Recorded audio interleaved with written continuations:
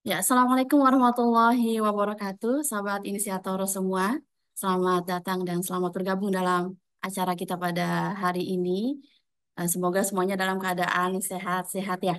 Alhamdulillah segala puja bagi Allah atas segala limpahan nikmatnya pada kita hari ini sehingga kita bisa bertemu nih ya, bertatap wajah meskipun dalam online ya. Salam serta salam teruntuk Nabi kita Muhammad SAW beserta para keluarga beliau, sahabat beliau, dan umat beliau hingga yaumul akhir.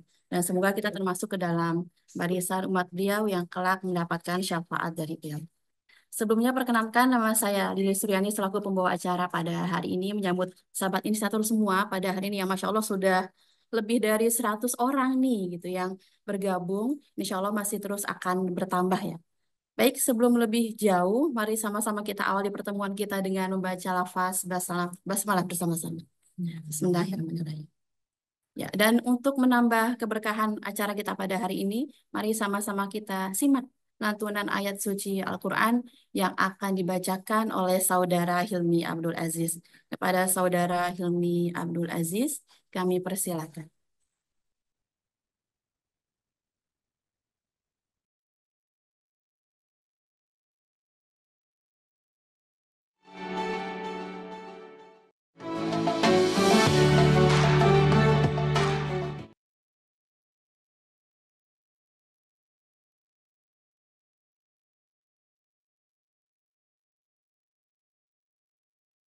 Bismillahirrahmanirrahim.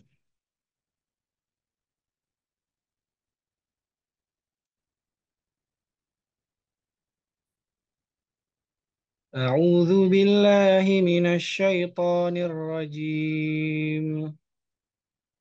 Bismillah. Bismillahirrahmanirrahim.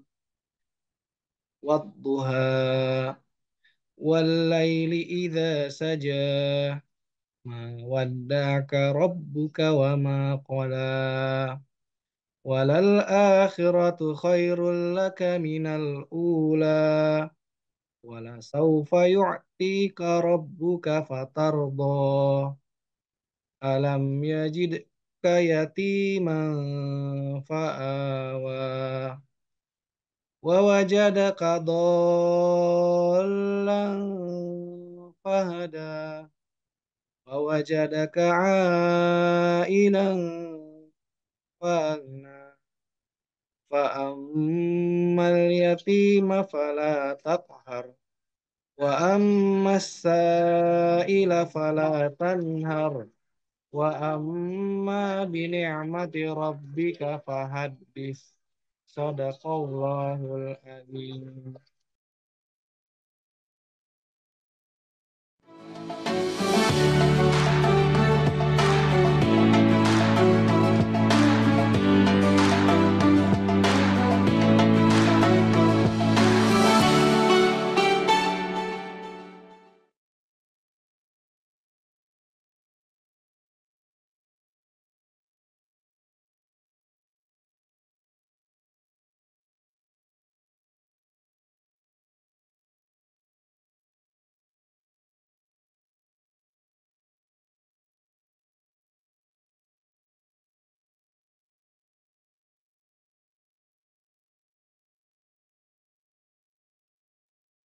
Dan alhamdulillah sama-sama sudah kita simak tadi lantunan ayat suci Al-Quran yang disampaikan oleh Saudara Hilmi Abdul Aziz. Semoga bagi beliau yang membaca dan kita yang menyimak mendapatkan limpahan pahala dari Allah Subhanahu wa taala.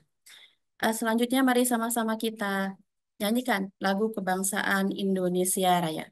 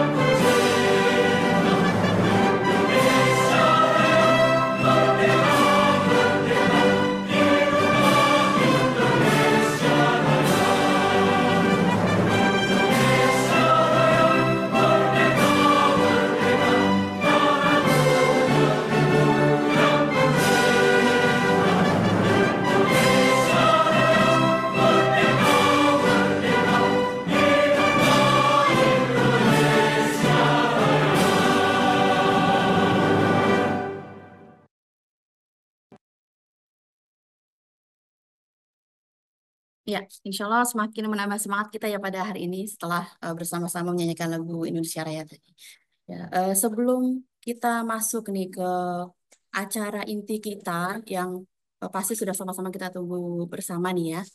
Jadi acara hari ini merupakan seri rangkaian, ya. Jadi rangkaian kajian yang disponsori oleh Sebar Kurban Human Initiative, di mana seri pertama sudah kita sama-sama saksikan pekan lalu ya, yang disampaikan oleh Ustaz Buki Al-Bukhari. Dan hari ini merupakan seri kedua nih, di mana tema pada hari ini pasti sahabat inisiator semua udah pada tahu kan gitu.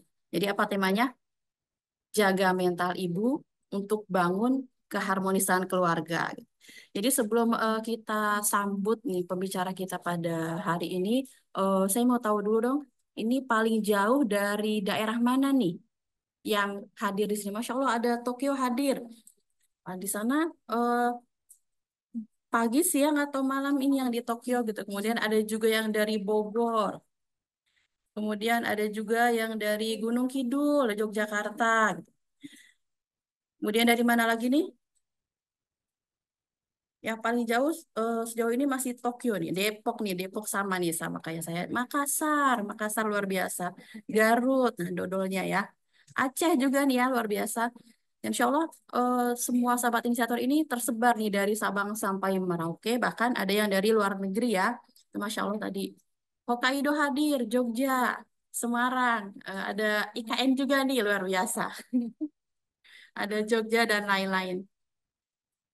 Iya, jadi sahabat inventor semua, sebagaimana yang sudah tadi saya sampaikan bahwa tema acara pada hari ini tuh sangat penting sekali ilmunya, tidak hanya untuk kaum ibu ya, tapi juga para ayah nih. Jadi eh, saya lihat masih dominan memang ibu-ibu nih yang join atau perempuan nih gitu. Semoga nanti kaum ayahnya juga banyak yang join ya gitu karena ayah merupakan salah satu support system dalam sebuah keluarga gitu.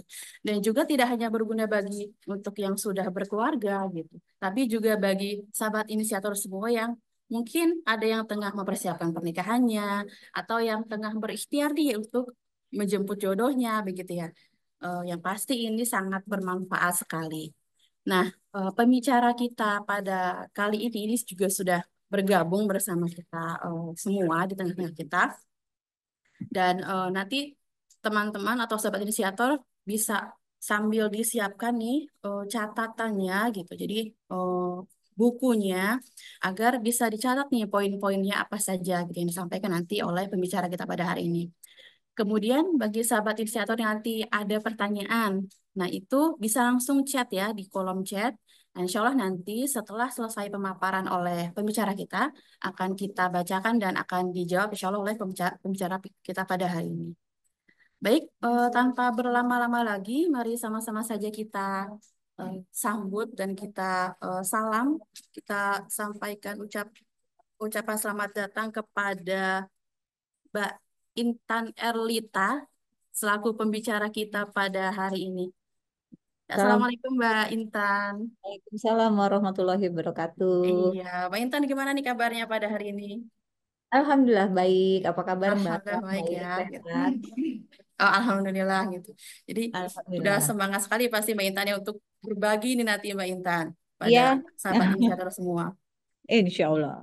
Iya, ya jadi Mbak Intan temanya itu sangat menarik sekali ya Mbak Intan yang Mhm. sudah disampaikan tadi gitu bahwa eh, Ya. apalagi dalam kondisi saat ini atau situasi saat ini tuh kita Mhm. cukup sering mendengar berita ya Mbak Intan gitu terkait Ya. dengan kondisi kesehatan mental ibu yang berdampak luar biasa ya gitu bagi keluarganya. Ya. Baik akhirnya khususnya yang berdampak mungkin kurang menyenangkan gitu ya bagi Ya. keharmonisan keluarga gitu juga termasuk untuk pola asuh terhadap anak-anaknya. Nah, kita pengen tahu nih Mbak Intan nanti bagaimana sih gitu? Apa sih pentingnya kita itu mempelajari kesehatan mental seorang ibu atau seorang istri gitu? Kemudian gimana sih kalau misalnya mungkin kita dapati ya di Ya. keluarga kita atau mungkin di lingkungan kita yang ternyata ada ibu yang kondisi kesehatan mentalnya sedang bermasalah. Itu kita harus bagaimana sebagai orang terdekat gitu. Mhm. Mhm. Itu mungkin nanti bisa. jadi ilmu yang amat sangat bermanfaat bagi kita khususnya. Ya, Ya, baik. baik. Mungkin sebelum saya serahkan ke Mbak Intan untuk Mhm. menyampaikan materinya, izin saya sampaikan sedikit profil tentang Mbak Intan ya, boleh? Boleh, boleh, Mangga, Saya Mangga, ini. silakan. Iya,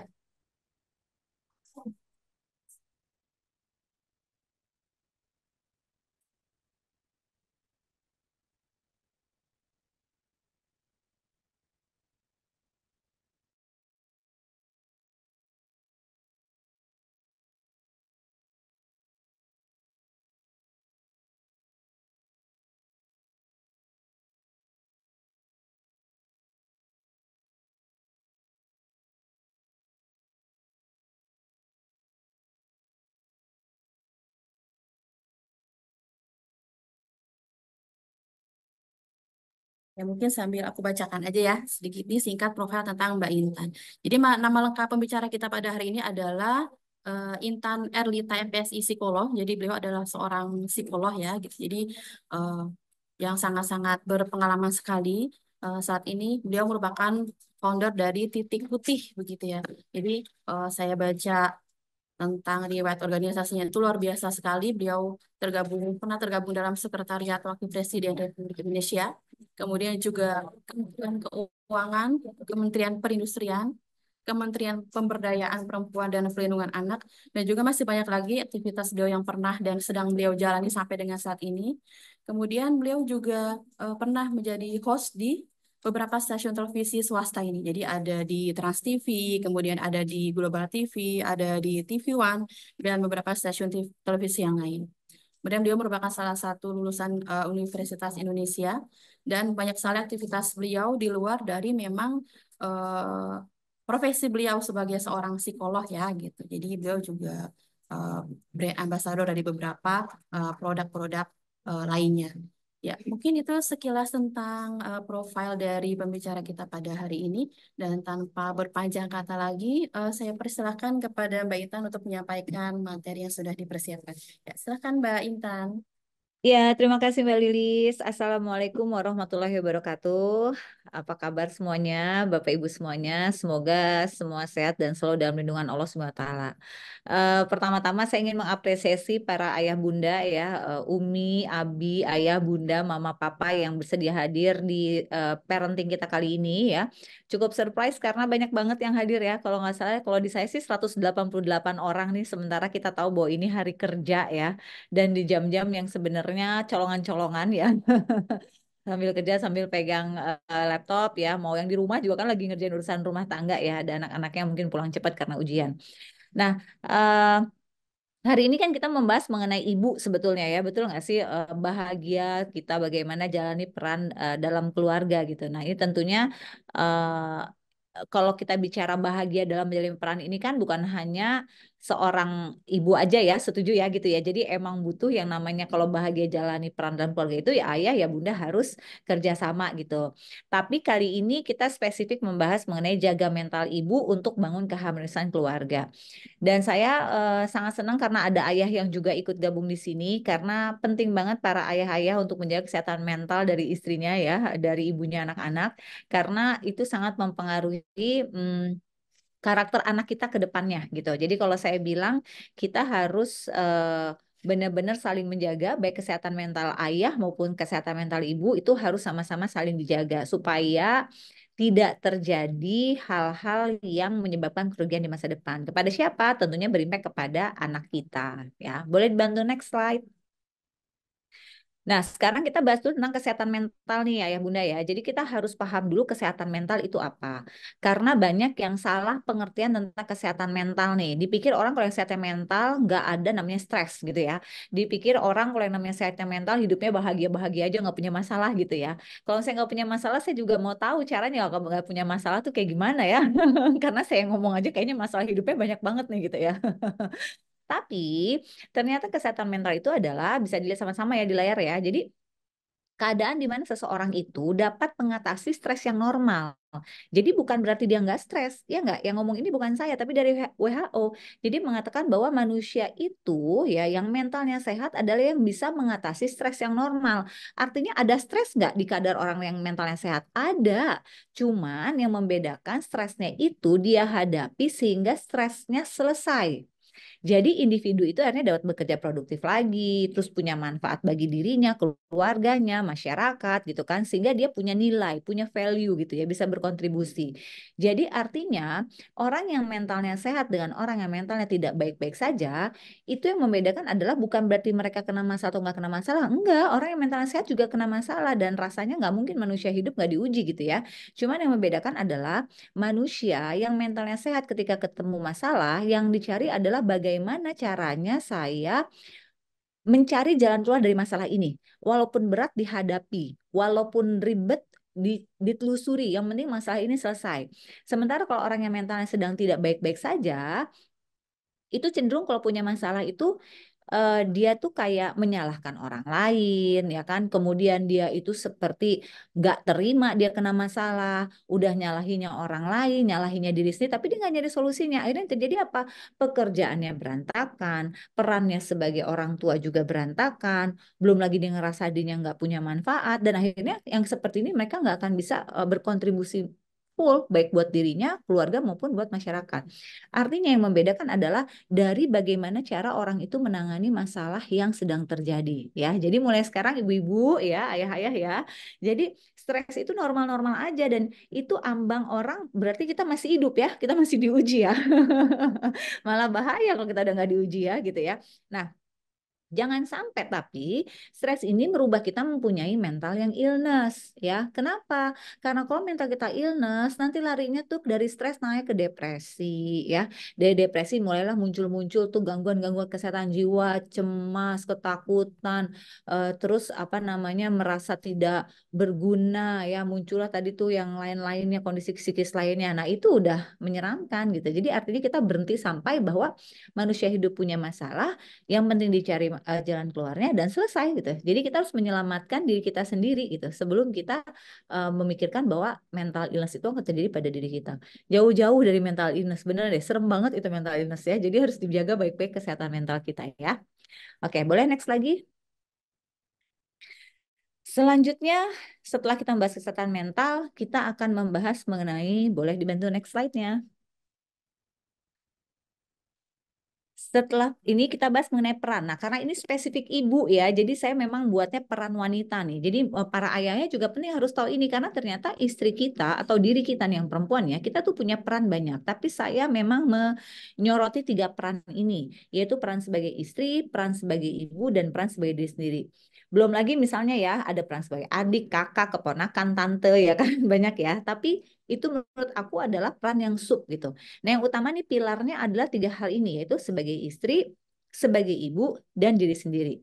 Ini penting harus kita pahami karena jangan sampai satu peran dengan yang peran yang lain itu saling bertabrakan. Sehingga kalau bertabrakan itu nanti kita yang mengalami hal yang berantakan dalam hidup. Contoh misalnya, sebagai istri di rumah, tentu kan kita mempunyai kewajiban kepada suami ya, punya hak juga sebagai seorang istri.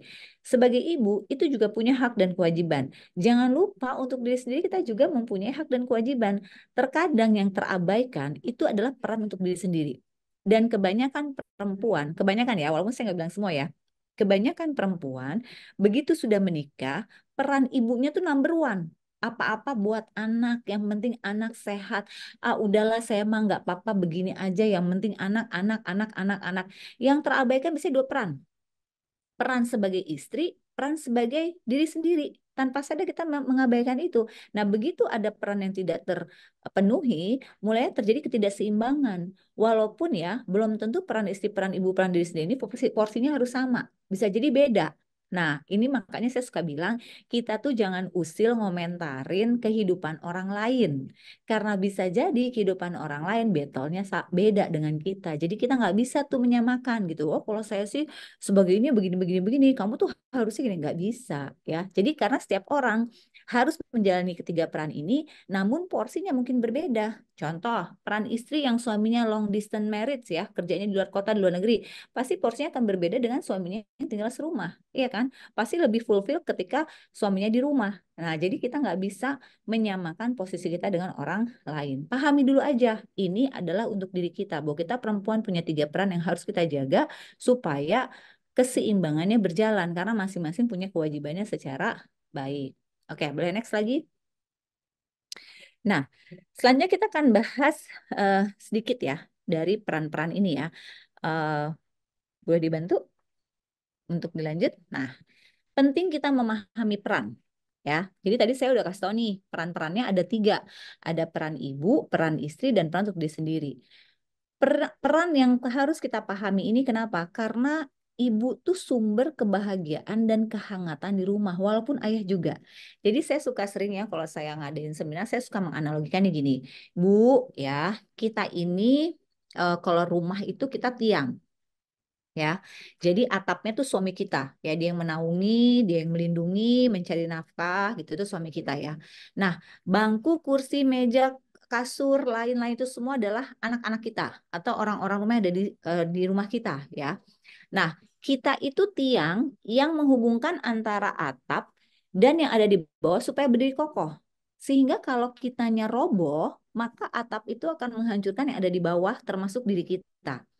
Makanya kenapa kita suka dibilang ibu itu adalah eh, madrasah pertama bagi anak-anaknya.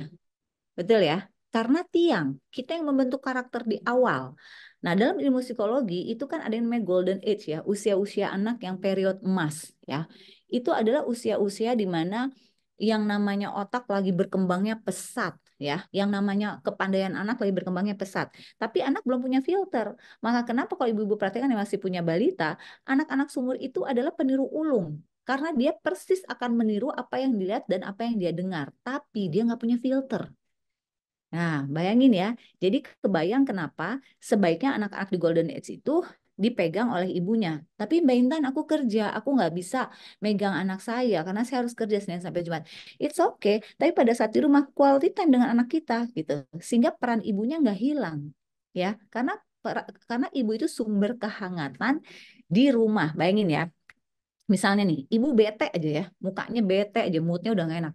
Itu serumah-rumah anak takut loh lihat kita, ya nggak? Suami juga males nyelek kita, ya nggak? Kebayang tuh kalau ibu lagi bete, serumah bisa ikutan bete tuh. Tapi coba kalau yang lagi bete, si ibu cek aja, abo banget emang si El lagi gitu deh, ya sama ibu aja yuk gitu. Jadi ibu tuh begitu mempunyai peran di rumah gitu. Senternya tuh di rumah adalah ibu. Jadi kebayang ya, kalau ibunya nggak bahagia, bagaimana anak-anaknya bisa bahagia? Kalau ibunya dia sedih melulu, bagaimana anak-anak kita nggak ikutan sedih melulu? Lawangnya dia lihat ibunya nangis mulu. Nah, kalau ibunya marah-marah mulu, kebayang nggak tuh kayak apa di rumah? Dan ingat ya, karakter anak kita itu dimulai dari rumah. Baru setelah itu dimulai dari sekolah. Setelah sekolah baru lingkungannya. Tapi sekarang kan kebalik. Ibu-ibu nih kalau anaknya nakal gitu, bukan nakal ya, jangan sampai anaknya nakal. Tapi anaknya berbeda sedikit gitu ya, pasti yang disalahkan adalah apa? Ini nih gara-gara main sama si A nih. Emang sekarang ngomongnya jadi kasar banget nih. Semenjak nongkrong sama si ini nih jadi berubah gitu. Padahal kalau anak itu landasan karakternya di rumahnya bagus, anak tuh bisa memfilter untuk pertemanan.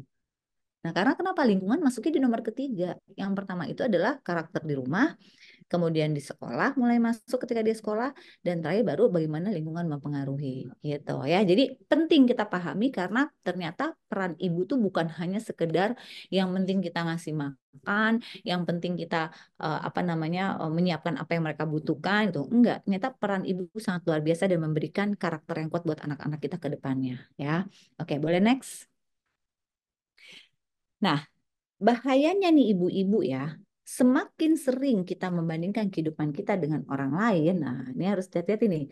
Semakin sering kita membandingkan kehidupan kita dengan orang lain, maka kita akan selalu merasa hidup kita itu tidak bahagia. Kenapa? Karena sekarang tuh eranya ya, eranya orang-orang itu merasa hidupnya nggak lebih baik daripada hidup dia, daripada hidup orang lain. Kenapa? Karena dia bisa ngelihat di mana? Bisa ngelihatnya di eh, sosial media, ya nggak? Bisa ngelihatnya di hal-hal yang mudah terlihat. Kalau dulu kan kita mau tahu hidup orang tuh kita harus main ke rumahnya, betul nggak?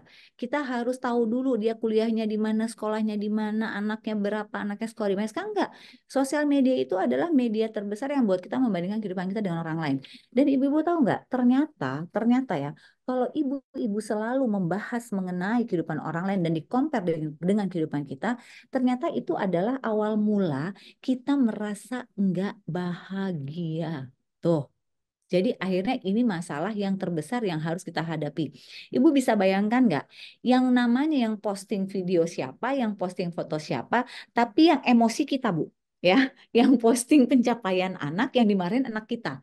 Nah, ibu ini harus hati-hati. Kenapa? Karena sekarang kita semakin melihat kehidupan orang lain di dalam sosial media dan kita dengan gampangnya bisa melihat kehidupan orang. Tapi ibu-ibu harus pahami, apa yang ada di sosial media itu sesuatu yang belum tentu real, belum tentu sesuatu yang kenyataan. Bisa jadi di-create, bisa jadi bukan sesuatu yang baik, ya kan? Bisa jadi sesuatu yang memang untuk manas-manasin orang. Hati-hati Bu, karena sekarang banyak banget yang mentalnya menjadi tidak baik-baik saja karena dia sering membandingkan kehidupan kita dengan kehidupan orang lain. Nah, itu sumber dari masalah terbesar. Dan kalau Ibu perhatikan, sekarang itu apa-apa kita bisa melihat, apa-apa kita bisa memantau. Nah, kadang-kadang saya suka bilang gini, Bu, hati-hati karena sekarang kita tanpa kita sadari, kita sudah pegang handphone tiap hari, kita lihat sosial media setiap hari. Bahkan mungkin ibu-ibu ada yang punya akunnya lebih dari satu ya, ada yang punya dua, tiga, empat gitu kan. Ada akun khusus buat kepo, ada akun khusus buat belanja gitu ya. Ya sebenarnya nggak apa-apa aja selama ibu bahagia dan ibu nggak jadi akhirnya membandingkan atau kepo akan kehidupan orang yang nanti ujung-ujungnya ibu merusak kehidupan ibu pribadi. Ya, contoh misalnya, lihat ada orang posting, oh, alhamdulillah suami aku hari ini bla bla bla bla bla bla, alhamdulillah dibeliin ini sama suami aku. Itu nanti kita bisa pulang ke rumah nih suami ini begitu pulang ke rumah, kita bisa marah loh sama suami. Kayaknya ya, aku inget-inget ya, udah berapa tahun kamu tuh nggak pernah ngasih aku hadiah tuh ya. Bayangin yang posting siapa, yang berantem siapa. Itu kan penyakit hati ibu-ibu, hati-hati. Lah, kalau yang kayak gitu tuh suami mikir gini, ya ini salah apa ya? Perasaan baru nyampe rumah udah diomelin gitu. Atau anak bisa jadi karena kita sering membandingkan kehidupan kita dengan orang lain, ketika kita lihat orang lain posting ya pencapaian anaknya, alhamdulillah anak saya mendapatkan medali bla bla bla bla, terus kita lihat anak kita ngejogrok doang gitu kan, emang nih anak yang gak ada yang dibanggain ya, beda sama anak ini, malah anak lagi tidur nih, kenapa nih mak gue marah-marah gitu. Itu hati-hati, penyakit hati itu ya bermula dari kita terlalu sering membandingkan kehidupan kita dengan orang lain dan akhirnya kita lupa bersyukur bahwa suami kita lebih baik bisa jadi daripada suaminya orang-orang. Bahwa bisa jadi anak kita yang kelihatannya kayaknya cuma gitu-gitu aja, bisa jadi dia lebih baik nantinya ke depannya daripada anak-anak orang lain. Dan Bu ingat Bu, orang itu muncul di sosial media itu semua udah di-create. Ya enggak? Lalu kita aja foto sekarang pakai filter, ya enggak Bu? Zoom aja ada filter ya, jujur ya kan? Zoom aja ada filter. Udah semua tuh udah palsu. Yang bingung adalah kok ibu-ibu udah tahu itu palsu, masih aja ngebandingin sama kehidupan nyata. Itu yang bahayanya. Jadi sekarang sumber stres terbesar itu yang muncul dari sosial media. Jadi kalau saya bilang gini, kalau ibu-ibu sering lihat sosial media ini sering berantem sama kehidupan nyata ibu, mending sosial medianya lock out aja Bu ya, daripada bikin emosi gitu ya. Nah ini harus dipahami karena ini bisa mengganggu peran kita sebagai seorang ibu, seorang istri, dan juga sebagai untuk diri sendiri ya. Hati-hati, nanti kita kasih tahu kenapa kita harus lebih hati-hatinya. Oke, boleh next lagi? Nah, munculnya ini bahayanya nih, akhirnya menjadi kita nggak bahagia. Bu ingat konteks kita hari ini adalah membahas mengenai ibu itu harus bahagia. Betul ya? Itu pahami ya. Karena dari ibu yang bahagia, insya Allah akan hadir anak yang bahagia. Dari ibu yang bahagia, insya Allah akan hadir anak-anak yang mempunyai karakter yang hebat. Tapi tentunya bukan ibu sendiri ya, tentu ada ketetapan Allah dan juga adanya koordinasi dengan suami ya. Tapi ibu itu adalah senternya, sekolahnya di rumah. Jadi pastikan sebelum kita mengkritik suami kita ya, kita duluan yang memastikan nih, apakah aku lagi baik-baik aja secara jiwa ya. Itu harus diperhatikan ya. Nah, setelah munculnya tadi kita sosial media, terus kita seringnya mengcompare kehidupan kita dengan orang lain, ternyata itu menyebabkan kita sering berpikiran negatif. Duh, kok suami aku kayak gini ya? Duh, kok anak aku beda ya? duh kayaknya aku kalau ada reuni aku nggak mau datang deh, kayaknya aku begini, duh kayaknya aku nggak layak, kayaknya. Akhirnya si sumber pikiran negatif itulah yang menjadikan kita mentalnya menjadi illness atau mental kita menjadi tidak baik-baik saja. Nah, ini yang hati-hati ibu-ibu, karena begitu kita mempunyai pikiran negatif, maka yang akan terkena adalah pengaruh kepada emosi. Kita menjadi marah-marah, kita menjadi ibu yang tidak menyenangkan bagi anak kita, karena anak-anak nggak mau ngedeketin kalau ibunya lagi moodnya nggak oke. Kita menjadi istri yang tidak menyenangkan bagi suami kita, dan hati-hati ibu, di luar sana banyak perempuan-perempuan yang mencoba menyenangkan suami-suami kita ya. Jadi kita harus lebih menyenangkan, bu, jangan kalah kita, bu. Lalu memunculkan persepsi negatif. Persepsi negatif baik ke orang lain maupun ke diri kita. Ya, kayaknya kok aku nggak mungkin ya bisa sukses kayak mereka. Ah, udahlah, aku mah begini aja. Alih-alih kesannya pasrah dan ikhlas, tapi sebenarnya kita merasa di area yang insecure. Nah, ini bahaya, kan memunculkan persepsi negatif. Ah, udahlah, nggak mungkin kayaknya anak saya bisa sekolah di luar negeri.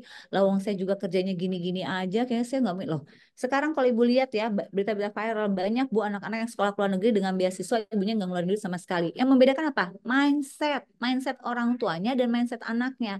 Anak-anak yang bisa, kalau saya bilang gini ya, anak-anak yang bisa melewati batas ambang dari ketidakmungkinan terus dia naik ke atas itu karena mempunyai orang tua yang mindsetnya itu baik. Karena anak-anak dibesarkan dengan orang tua yang mindsetnya positif, cenderung si anak akan positif. Nah, sekarang kalau ibunya dikit-dikit persepsi negatif, bagaimana kita bisa melahirkan the next generation-nya menjadi yang positif? Nah, hati-hati nih Bu ya. Jadi jangan sampai kita kontraindikasi nih Bu nih. Doanya pengen anak supaya pinter gitu ya, anak soleh gitu, anak baik. Lah ibunya selalu negatif sama anaknya. Bisa nggak ya, kayak nggak mungkin deh, udah lah ya nah hidup kita gini aja. Nah kan doa sama ikhtiarnya beda, ya nggak akan sejalan gitu ya. Kemudian muncul apa lagi kalau kita nggak bisa menyetop pikiran negatif kita? Komunikasi jadi nggak efektif. Jadi anak malas cerita sama kita. Ibu jangan salah ya, banyak banget sekarang anak-anak yang malas berdekatan sama orang tuanya. Kenapa? Karena setiap kali deket sama orang tuanya tuh bukan orang yang menyenangkan buat bicara. Sehingga dia memilih berbicara dengan teman-temannya. Dan kalau Bu, teman-temannya itu adalah orang-orang yang positif. Kalau enggak repot loh kita. Ya, jadi usahakan komunikasi efektif itu harus terjalin dan pastikan Bu, ngobrol itu tuh langsung. Ya, ngobrol tuh langsung, bukan ngobrol tuh pakai chatting, WA. Bukan kayak gitu Bu, kecuali kalau ibu beda di ruangan, maksudnya beda beda tempat ya. Ibu kerja, anak di rumah, kita nggak apa-apa pakai gadget. Tapi kalau masih di rumah yang sama Bu, usahain satu ruangan sama anak kita, ngobrol sama anak kita. Ini yang akhirnya terjadi tuh Bu, kata-kata orang gitu yang bilang mendekatkan yang jauh, menjauhkan yang dekat. Itu the real terjadi. Karena kita akhirnya lebih lebih pengen tahu kehidupan orang di luar sana dibandingkan kehidupan anak kita. Hati-hati, ini bermula dari pikiran negatif sehingga kita merusak komunikasi efektif antara kita dan keluarga. Maka nggak heran banyak orang yang makin pernikahannya panjang merasa nggak nyambung sama suaminya ngomong. Bukan nggak nyambung, karena kita menganggapnya apa? Ah udahlah, dia juga ngerti maksudnya aku. Ah udahlah, tiba-tiba udah 5-10 tahun kemudian, ya kan? Terus kita akhirnya kok beda karakter pasanganku gitu. Jadi kalau di sini ada para ayah ya juga, jangan lupa ajak ngobrol istri-istrinya. Terus buat quality time gitu. Jadi jangan pernikahan udah lama, anak-anak udah gede-gede juga, ngapain kita jalan berdua? Oh, justru butuh Bu, Pak gitu ya. Jadi memang kita butuh untuk mempunyai komunikasi efektif antara diri kita dengan anak-anak kita dan pasangan. Oke, boleh next lagi? Nah, setelah ini saya mau kasih tahu Bapak Ibu semuanya ya, bahwa ketika kita bicara bahagia ya, kan kita harapannya banyak. Ya, harapan kita tuh banyak. Harapan kita itu supaya eh, anak-anak memiliki karakter yang kuat. Dan ini penting. Saya suka sering ngomong kalau mungkin beberapa yang di peserta webinar ini pernah ikut beberapa kali di seminar saya. Dan saya sering mengulang hal yang sama. Bapak, Ibu, jangan lupa anak kita itu legacy kita. Bapak, Ibu, jangan lupa anak-anak kita itu masa depan kita. Ya, insya Allah di sini mungkin kebanyakan Muslim ya. Dan kita tahu bahwa eh, kita nggak akan selamanya muda, kita nggak akan selamanya jiwa raga ini menyatu, betul nggak sih? Pada saat itu harapan kita ke siapa sih? Ke anak-anak kita kan. Nah, penanaman itu harus dilakukan dari sekarang. Itu bukan yang sesuatu simsalabim. Makanya saya suka bilang, kalau saya, ya, kalau saya gitu, mengajarkan anak pada waktu itu berpikir bagaimana dia mencapai punya prestasi yang baik. Tapi ternyata ada kekeliruan dalam hal itu. Karena ingat Bu, kesuksesan mendidik karakter anak itu, selain dari mulai kita yang bahagia, kita sebagai ibu dan sebagai ayah memastikan bahwa bukan cuma IQ Bu yang harus tinggi. Ya, ini saya lagi udah mulai sering ngomong ke hal ini. Ibu, Bapak, titip pesan Pak Bu ya. Prestasi nilai bagus di rapot itu penting ya. IQ tinggi, IQ rata-rata buat saya itu nggak ada bedanya ya. Itu sebuah wadah. Yang membedakan adalah kalau IQ tinggi daya tangkapnya lebih cepat, logika berjalannya lebih cepat. Tapi bukan berarti IQ-nya biasa aja nggak punya logika berpikir. Bukan berarti dia nggak punya daya tangkap. Ya kan, yang membedakan itu. Namun, Bapak Ibu semuanya, yang harus dipastikan adalah ya, yang pertama, selain IQ, ternyata untuk membentuk karakter anak kita tangguh di depan sana, ada yang namanya SQ, spiritual quotient, tahu kan? Spiritual, agama ya, SQ ya. Kemudian ada emosional, EQ, ya. Maka tiga hal ini harus berimbang Bapak Ibu. Maka kenapa sekarang banyak banget anak kalau bully-bulian, kalau korbannya belum semaput setengah mati, gak akan berhenti dipukulinya. Padahal sekolahnya sekolah bagus. Kadang anak pinter yang melakukan. Pertanyaannya, spiritual dan emosionalnya diajarkan nggak? Ditanamkan nggak? Karena anak-anak kalau yang punya spiritual dan emosional perkembangannya maksimal, dibalut dengan IQ yang baik, menyakiti orang lain dia nggak akan mau. Kenapa? Karena spiritualnya membatasi dia untuk tidak menyakiti orang lain, kematangan emosionalnya membatasi dia untuk kalau marah tidak mencapai level yang murka. Nah, permasalahannya sekarang kita banyak yang fokus kepada IQ, kepada nilai, kepada angka. Ingat Bu, anak itu bukan angka. Anak itu manusia tuh nggak bisa dikasih angka.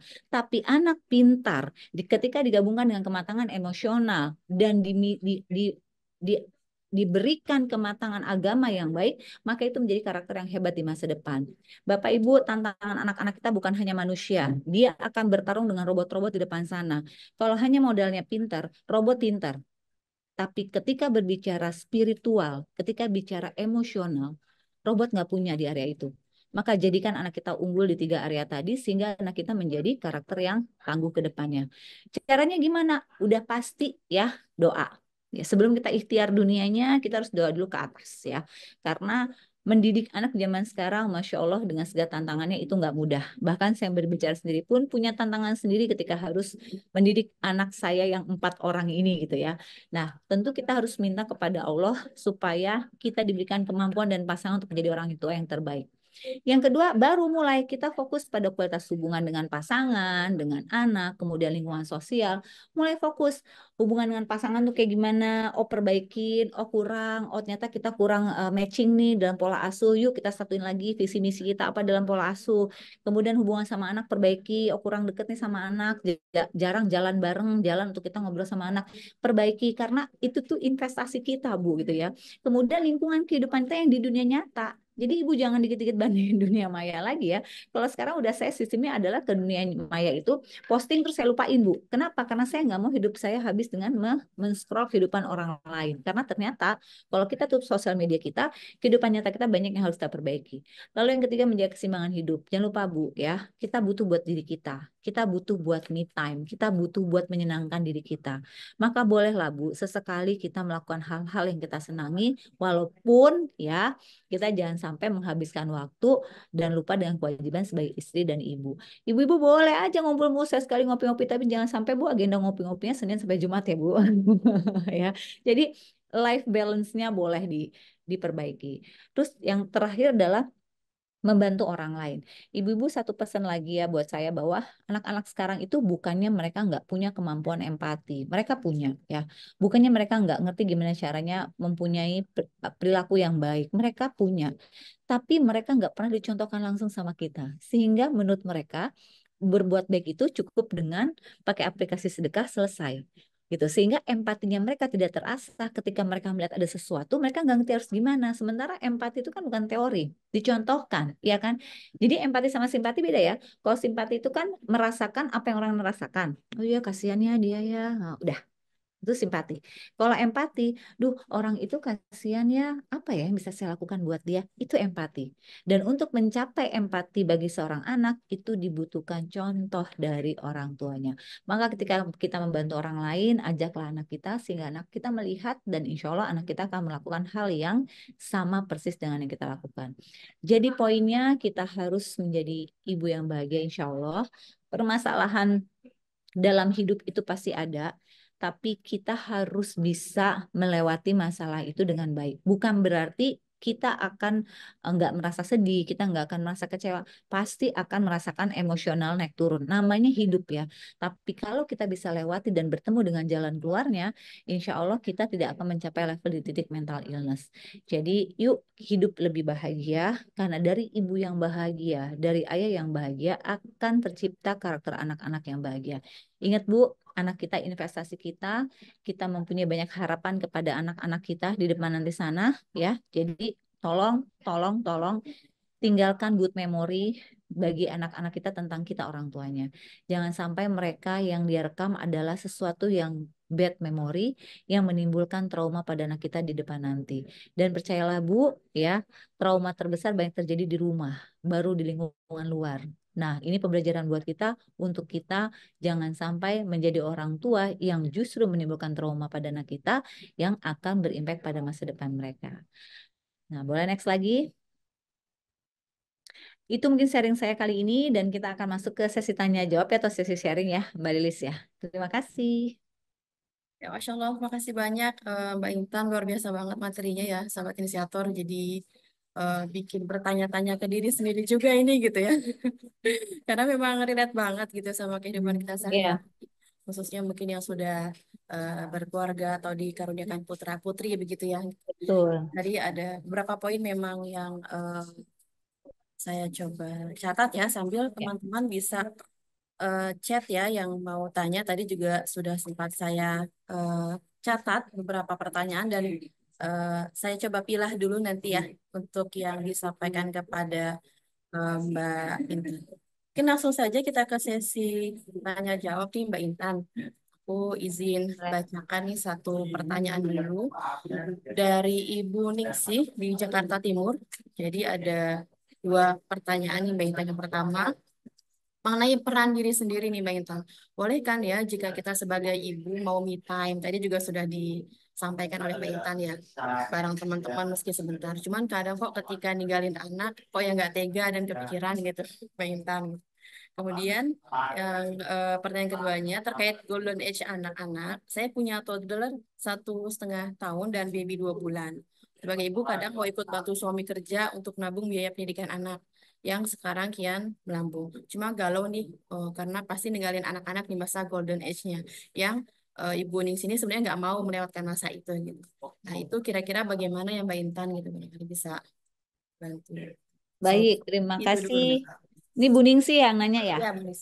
Baik, Bu Ningsih, izin bertanya, Mangga boleh ya. Me time boleh banget Bu, silakan healing. Tapi nggak tega ninggalin anak-anak ya, karena anak Bu Ningsih masih kecil-kecil ya Bu, nggak tega. Tapi gini Bu, me time itu kan nggak selalu harus healing keluar kota ya. Itu adalah itu adalah yang dijadikan oleh sosial media, healing itu harus keluar kota jalan-jalan. Ya Ibu healing, nanti dompetnya suami pusing Bu ya, kosong. Bukan yang nggak boleh keluar kota, boleh sesekali mangga, boleh sesekali keluar. Tapi kalau saya lebih menyarankannya, Bu Ningsih coba cari hobi yang bisa dilakukan di rumah ya. Kita tuh penting loh Bu harus punya hobi ya. Jadi hobi itu kayaknya aja simple, tapi sebenarnya memberikan impact tinggi kepada kita. Contoh dia waktu zaman pandemi kayak ibu-ibu kan, kita seneng dengan yang namanya tanaman. Bener nggak tanaman sempat naik daun tuh ya, daun apalah segala macam daun lah dikasih daun apa santan lah dilap-lap biar mengkilat gitu ya. Kemudian piara ikan lah gitu, sesuatu yang bisa dilakukan di rumah karena kita pada waktu itu 2 tahun nggak bisa kemana-mana, bener kan ya gitu. Hanya bisa ya urgent-urgent doang. Nah, kenapa kok tanaman bisa naik daun jadi populer gitu ya? Karena ternyata ketika kita punya hobi itu merilis stres kita, Bu. Kenapa? Karena kita memberikan energi kita kepada hobi itu. Maka saya menyarankan, Bu cari hobi, hobi yang bisa Ibu lakukan di rumah. Ya misalnya Ibu suka dengan tanaman, coba ditata-tata tanamannya yang bagus. Ibu suka dengan hal yang lain, masak. Mau nggak sih? Karena banyak orang juga yang kalau dia mau me time, dia masak segala sesuatu, dia mau makan yang enak. Dan Bu ingat, nggak ada kaitannya hobi itu dengan mahal. Enggak. Yang memberikan konsep konsep itu mahal atau enggak itu adalah lingkungan sosial. Maka kalau saya me time saya cukup simple ya Bu. Maksudnya saya paling senang cuma saya baca atau saya nonton sebentar aja satu episode. Jangan juga drakor berepisode-episode ya Bu. Nanti anak kita keteteran juga tuh ya Bu ya.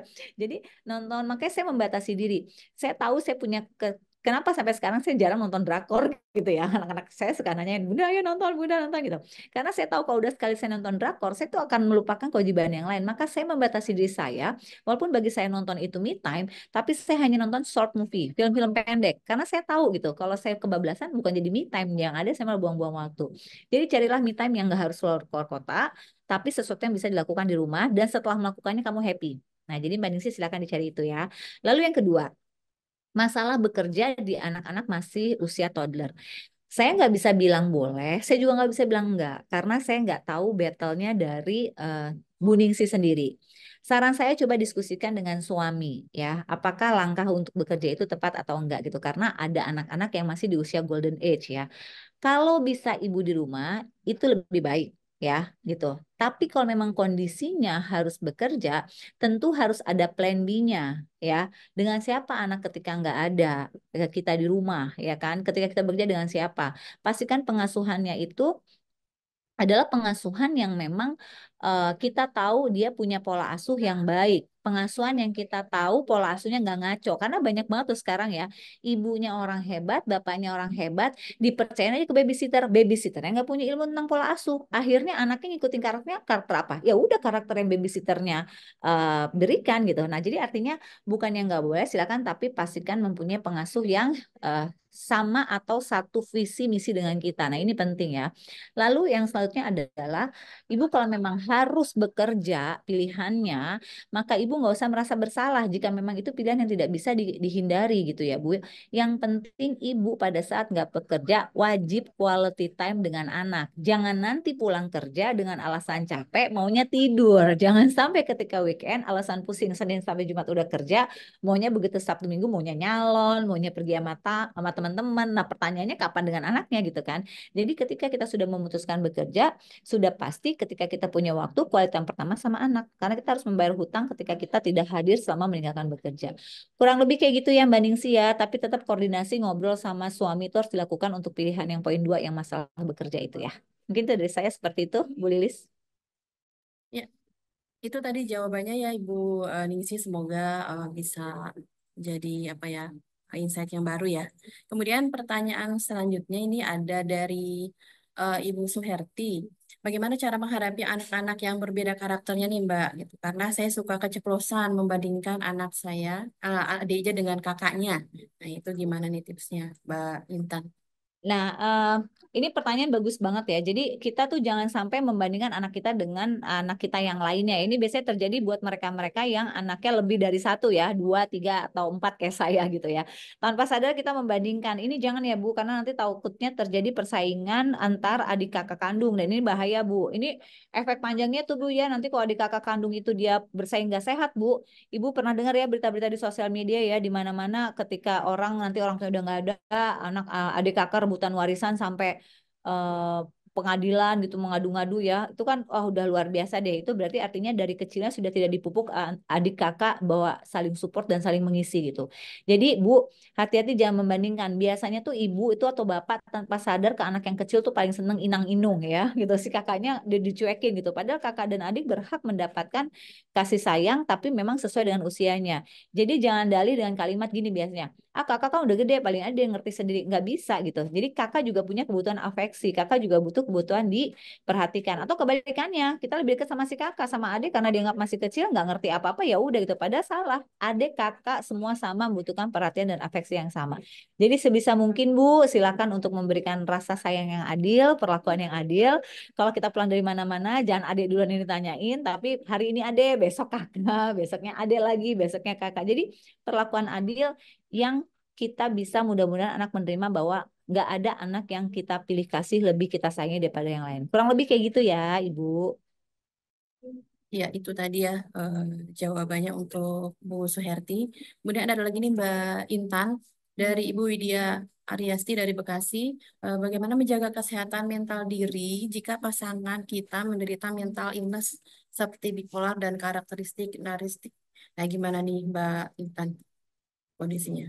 Iya, ini agak gini. Kalau pasangan kita itu adalah sudah firm ya. Jadi ibu kalau kita mendiagnosa seseorang itu bukan karena kita baca. Nih, ini paling nggak boleh ya. Self diagnosa tuh nggak boleh ya. Karena kita sering lihat apa ciri-ciri yang ada di sosial media atau kita googling sendiri. Terus kemudian kita melabel pasangan kita adalah bipolar atau NPD atau kita melabel diri kita tuh nggak boleh.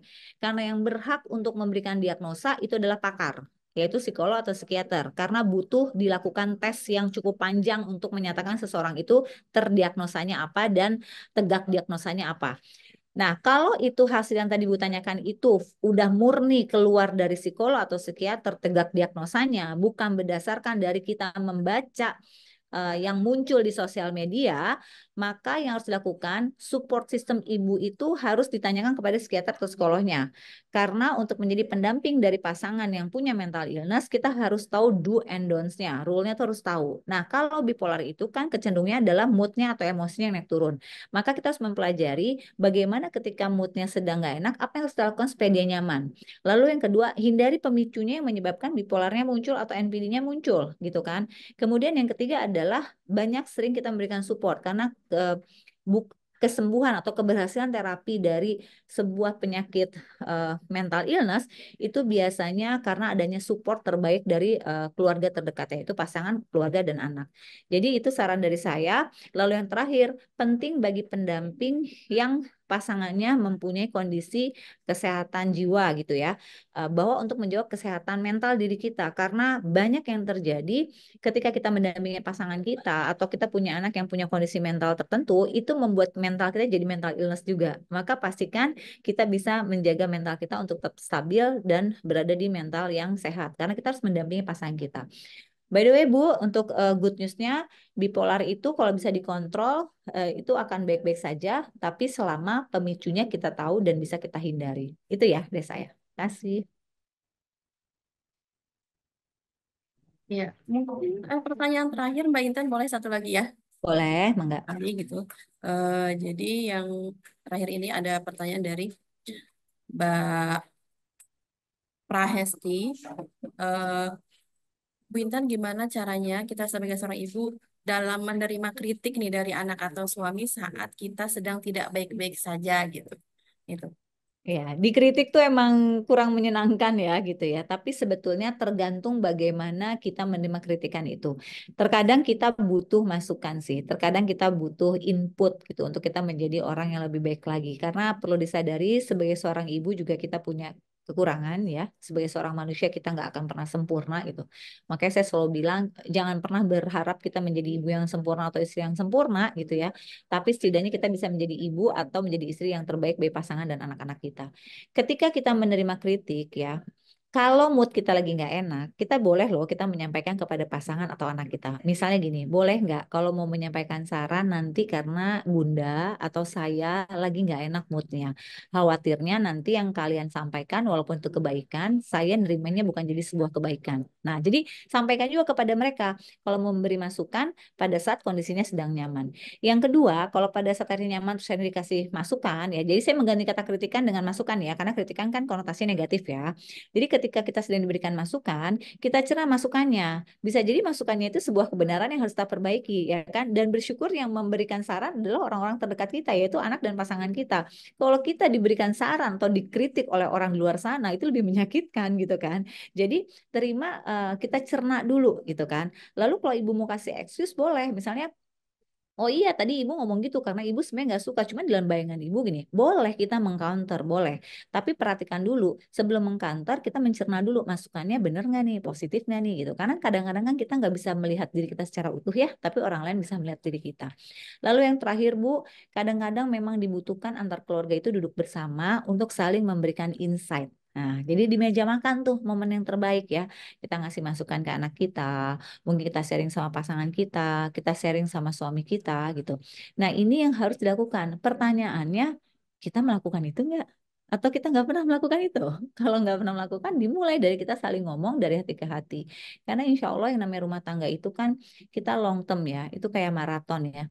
Kalau kita nggak saling merefleksikan diri, itu bahaya. Khawatir nanti ibu kemana arahnya, ayah kemana arahnya, anak punya arah masing-masing. Dan itu lebih sulit memperbaikinya. Jadi kita harus banyak recharge, kita harus banyak ngobrol, kita harus banyak deep talk dengan pasangan kita, sehingga kita punya visi, misi, dan yang sama, sehingga bergeraknya ke arah yang sama. Kurang lebih gitu ya, Mbak Prahesti. Ya, makasih banyak Mbak Intan, luar biasa sekali tadi ya. Dan juga Bapak Ibu sahabat inisiator semua nih, luar biasa pertanyaannya banyak sekali ini. Namun sayangnya waktu kita sangat terbatas gitu. Jadi bagi Bapak Ibu yang mungkin nanti masih ingin bertanya dengan Mbak Intan gitu, barangkali ada layanan konsultasi Mbak Intan yang bisa dikunjungi gitu, atau mungkin harus kemana nih kalau dia mau tanya lebih khusus nih gitu Mbak Intan. Sama apa sih? Maaf, maaf. Eh, nanti langsung aja DM ke IG titik putih ya, @titikputih_underscores. Nanti di situ boleh silakan kalau ada yang mau tanya atau mau ada yang tanya jadwal dan lain-lain, mangga silakan. Tapi mungkin kalau untuk sekarang aku belum terlalu membuka lagi untuk one-on-one konsul gitu ya, kecuali yang tingkat urgensinya tinggi. Tapi mungkin bisa dilihat juga di akunnya Titik Putih, mungkin ada banyak ilmu-ilmu yang bisa disaringkan di situ dan semoga membawa kebermanfaatan. Oh, baik-baik. Ya, jadi Bapak, Ibu, sahabat inisiator yang nanti mau ya lihat gitu ya apa yang sudah pernah disampaikan oleh Mbak Intan gitu ya, itu bisa kunjungi IG-nya tadi ya, titik putih. Itu bisa juga mungkin kalau ada hal yang urgent yang ingin ditanyakan bisa DM ke IG tersebut. Ya Ya. mungkin sedikit aku apa ya sampaikan tadi rangkuman ya dari apa yang disampaikan oleh Mbak Intan bahwa peran seorang ibu dalam rumah tangga atau keluarga itu amat sangat penting, di mana ibu menjadi sumber kehangatan sebuah keluarga gitu, tentu dengan dukungan ayah di dalamnya ya gitu. Tadi bagus banget analoginya bahwa Mbak Intan menyampaikan ayah itu adalah atap dalam sebuah rumah gitu ya. Kemudian ibu adalah tiangnya, maka ibu adalah penghubung gitu ya antara atap dengan bangunan di bawahnya. Sehingga ketika tiang ini rusak atau rapuh gitu, maka tentu tidak bisa menopang atap gitu ya. Yang bisa berdampak pada kondisi keluarga yang tidak harmonis. Gitu. Mungkin poin utamanya seperti itu. Baik, Mbak Intan, mungkin ada closing statement nih untuk kita. Itu boleh, Mbak Intan, sedikit? Baik, karena ini tema besarnya adalah bahagia jalani peran dalam keluarga. Jadi alangkah baiknya ketika kita sebagai seorang dalam satu kesatuan keluarga gitu, ya, kita memahami peran kita sebagai ibu tuh harus kayak gimana sih, peran kita sebagai ayah harus bagaimana sih, bahkan peran anak tuh harus seperti apa juga kita harus pahami gitu kan. Nah, terkadang kita melupakan peran-peran itu sehingga yang keluar adalah yang terbaik menurut saya, sehingga kita jarang mengkomunikasikan kepada pasangan maupun kepada anak. Pentingnya kita menjaga komunikasi supaya kita bisa memunculkan rasa bahagia dalam setiap orang yang ada di rumah kita. Karena bahagia itu kan nggak terlihat tapi bisa dirasakan kan. Nah, jadi artinya kita harus pastikan dulu kita mengerti peran-peran kita apa, kemudian kita tahu bagaimana menjalaninya, dan komunikasikan dengan keluarga sehingga ketika terjadi nanti konflik-konflik, konflik itu nggak melebar menjadi besar, tapi menjadi konflik yang bisa diredam dan akhirnya stres itu mengecil. Seperti itu. Masya Allah, makasih banyak Mbak Intan. Banyak sekali ilmu yang bisa kita dapatkan ya dari sesi hari ini yang luar biasa. Dan tidak hanya untuk yang sudah berkeluarga gitu, bahkan untuk yang sedang mempersiapkan keluarganya juga ilmu yang sangat bermanfaat sekali. Gitu. Semoga kita bisa join lagi nih di lain kesempatan Mbak Intan, karena antusiasnya luar biasa sekali gitu ya. Makasih. Sudah di atas 200 orang gitu. Dan luar biasa sekali gitu. Dan mungkin untuk terakhir kita mau foto dulu kali ya, foto bareng gitu. Jadi untuk Bapak Ibu sekalian bisa di open cam-nya. Kita foto bersama nih untuk anak-anak. Boleh di open cam-nya? Ya.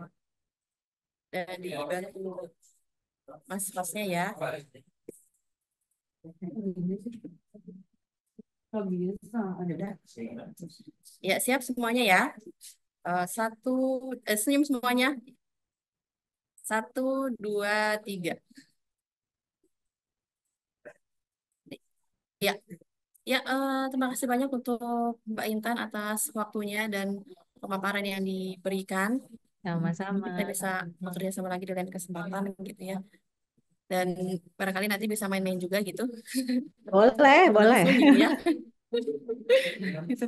Ya, mungkin itu sahabat inisiator pemaparan yang tadi disampaikan oleh Mbak Intan gitu. Jadi semoga juga sahabat inisiator semua tadi mencatat ya poin-poin pentingnya yang tadi disampaikan oleh Mbak Intan. Jadi dan kita berusaha untuk bisa menerapkan dalam kehidupan kita sehari-hari. Dan sebelum saya tutup, izin menginformasikan bahwa kita masih ada rangkaian seri berikutnya ya di pertemuan berikutnya. Insya Allah masih akan ada eh, Ayah Irwan gitu ya dalam tema yang lain yaitu tentang tantangan ayah paruh waktu. Nah, ini juga sangat penting banget nih khususnya bagi para ayah. Seharusnya nih nanti yang banyak join adalah para ayah nih gitu ya di sesi dengan Ayah Irwan insya Allah di hari Sabtu tanggal 15 Juni 2024. Kemudian ada selanjutnya adalah oleh Ustadz Handi Boni di Ahad 16 Juninya itu 2024. Temanya tentang belajar dari rumah tangga Nabi Ibrahim. Nah, pas banget nih kan kita juga mau momen kurban ya gitu. Jadi pas banget nih momennya nih kita belajar dari kisah bagaimana sih Nabi Ibrahim dalam mengelola keluarganya begitu ya. Jadi jangan sampai ketinggalan sahabat inisiator nanti di seri kajian keluarga oleh inisiatif lainnya eh, di eh, stay tune di link yang nanti juga sudah diinfokan ya di grup WA yang sudah Bapak Ibu tergabung di dalamnya. Baik, itu Bapak Ibu acara kita pada hari ini. Semoga apa yang tadi disampaikan oleh Mbak Intan dan juga tanya jawab yang tadi sudah disampaikan oleh Bapak Ibu dapat menambah semangat kita dalam menjalani hidup berkeluarga. Saya pamit undur diri. Assalamualaikum warahmatullahi wabarakatuh. Waalaikumsalam warahmatullahi wabarakatuh. Mohon Makasih pamit ya banyak Mbak kembali Intan, Bapak Ibu semuanya semua. teman-teman. Assalamualaikum warahmatullahi wabarakatuh. Waalaikumsalam warahmatullahi wabarakatuh.